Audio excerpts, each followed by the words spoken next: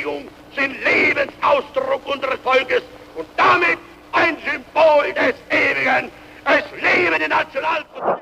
Imagine discovering that Adolf Hitler was part of your family. For most people, he is a historical figure remembered for unimaginable destruction. But for his relatives, that connection was deeply personal. After World War II ended, carrying the name Hitler was not just a burden of history, it was a lifelong reality. How did his family cope with the stigma, and what steps did they take to separate themselves from one of the most infamous men in history? This is the story of Hitler's relatives after the fall of the Third Reich. A story of name changes, quiet relocations, secrecy, and difficult choices made in the shadow of global condemnation. When the war ended in 1945, the name Hitler became permanently associated with evil. Across the world, it symbolized genocide, dictatorship, and destruction. For Adolf Hitler's surviving relatives, this was not an abstract symbol, but a personal nightmare. They were bound by blood to a man universally condemned, trapped between family memories and historical reality.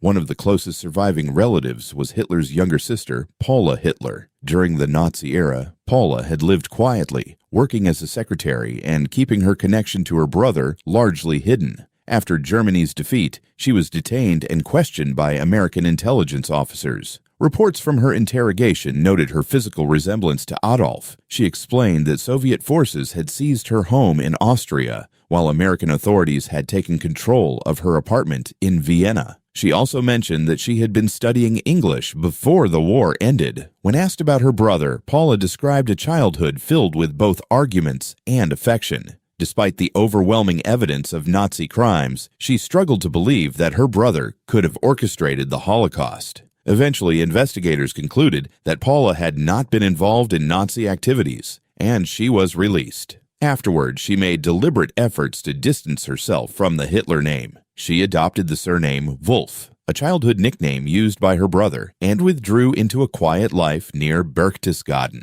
Living in a modest apartment, she survived on limited savings and occasional financial assistance from former supporters of the regime. In 1959, she agreed to a rare filmed interview with British producer Peter Morley, the only known recorded interview she ever gave. Paula died in 1960, still living under her adopted name, having never fully reconciled her personal memories with the historical reality of her brother's actions. Hitler's older half-sister, Angela, had once been one of his closest confidants. She worked as his housekeeper in the 1920s and remained close to him for years. However, tensions eventually grew, particularly over his relationship with Eva Braun. After the war, Angela maintained that she had no knowledge of the Holocaust and spoke relatively favorably about her brother. She spent her remaining years living quietly in Germany until her death in 1949. In contrast to his sisters, Hitler's half-brother, Alois Jr., attempted to confront life more openly. Rather than disappearing entirely, he returned to Germany after the war and tried to rebuild his restaurant business. He occasionally gave interviews in which he emphasized his disagreement with Adolf's ideology and insisted that he bore no responsibility for his half-brother's crimes. However, the Hitler surname proved more damaging than helpful. Public suspicion followed him, and every statement he made was scrutinized.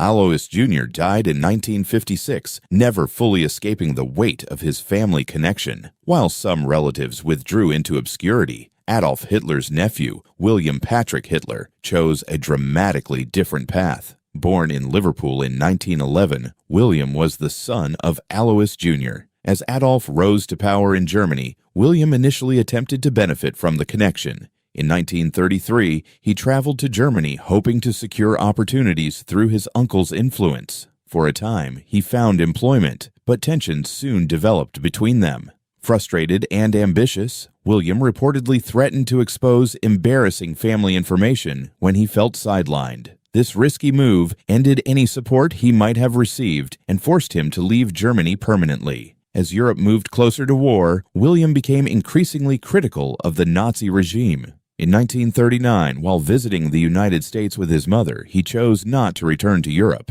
In 1944, William Patrick Hitler enlisted in the United States Navy. His application required special approval due to his unusual background, and he ultimately received permission to serve. The nephew of Adolf Hitler was now preparing to fight against the regime his uncle had built. His decision represented both a personal rejection of Nazism and a public declaration of loyalty to his adopted country. After the war, William faced the challenge of building a new identity. In 1947, he married Phyllis Jean-Jacques and adopted the surname Stewart Houston. The couple settled in Long Island, New York, where he maintained a low profile and avoided discussing his past. To neighbors, he was simply a veteran raising a family. Other distant relatives also chose quiet lives. Some changed their names, relocated, and avoided publicity entirely. The stigma attached to the Hitler name created obstacles in employment, relationships, and everyday life. Even those who successfully blended into society often lived with the fear that their true identity might one day be revealed. For many descendants, the psychological weight was immense. They grappled with inherited shame and the constant awareness of their family history. Some extended family members, including descendants of Hitler's cousins, chose complete anonymity,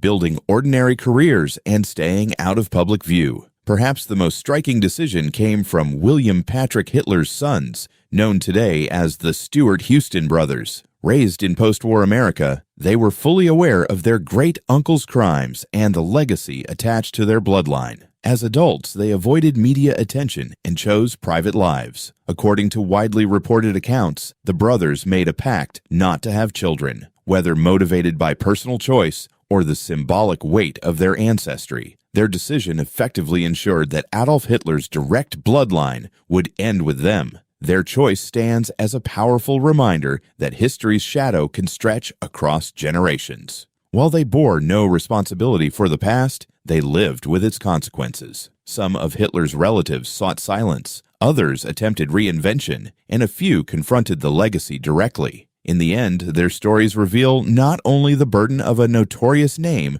but also the enduring struggle between identity and history. History does not disappear when a war ends. For Hitler's family, it became a lifelong inheritance. If you found this story thought-provoking, share your thoughts in the comments, like the video, subscribe to the channel, and we'll see you in the next one.